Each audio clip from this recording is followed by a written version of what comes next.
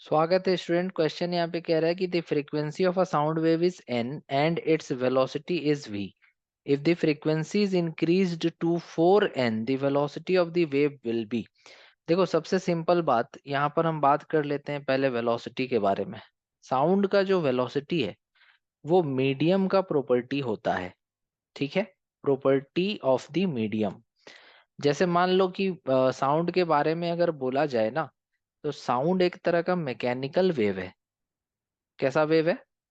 Sound एक तरह का मैकेनिकल वेव है। मैकेनिकल वेव किसको कहते हैं? मैकेनिकल वेव उसको कहते हैं जिसको मीडियम की जरूरत होती है ट्रैवलिंग के लिए, जैसे कि एयर या वाटर के थ्रू ही साउंड वेव ट्रैवल कर पाएगा। अगर मीडियम नहीं है तो साउंड वेव ट्रैवल नहीं कर पाएगा। तो अब मीडियम कैसा है, मीडियम की डेंसिटी कैसी है, साथ में मीडियम की इलास्टिसिटी कैसी है, ठीक है, और इन सारे चीजों पे हमारा साउंड का जो वेलोसिटी है वो डिपेंड करता है। और फ्रीक्वेंसी का मतलब क्या होता है? फ्रीक्वेंसी का मतलब होता है कि साउंड वेव एक सेकंड में कितना वाइब्रेशन कर रहा है, या एक सेकंड में कितना ऑसिलेशन हो रहा है, या एक सेकंड में कितना वेव बन रहा है। तो फ्रीक्वेंसी जो होगी वो सोर्स पे डिपेंड करेगी। आखिर साउंड कहाँ से प्रोड्यूस हुआ है? तो जहां से साउंड प्रोड्यूस हुआ होगा वो डिसाइड करेगा कि एक सेकंड में कितनी वाइब्रेशन प्रोड्यूस वहां पे करनी है।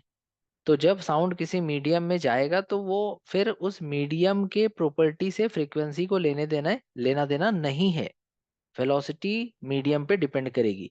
तो जैसे मान लो कि हम लोग फ्रीक्वेंसी ऑफ साउंड वेव यहाँ पे एन ले रहे हैं। अब इसकी वेलोसिटी हमने वी ली है। अब हमने फ्रीक्वेंसी को 4n कर दिया। तो फ्रीक्वेंसी के चेंज होने से साउंड को क्या मतलब है, उसके स्पीड को क्या मतलब है? स्पीड वेलोसिटी तो वही रहेगी। तो इस वजह से इसका ऑप्शन नंबर ए सही हो जाएगा। आई होप ये क्वेश्चन आप समझ पाएंगे। Thank you.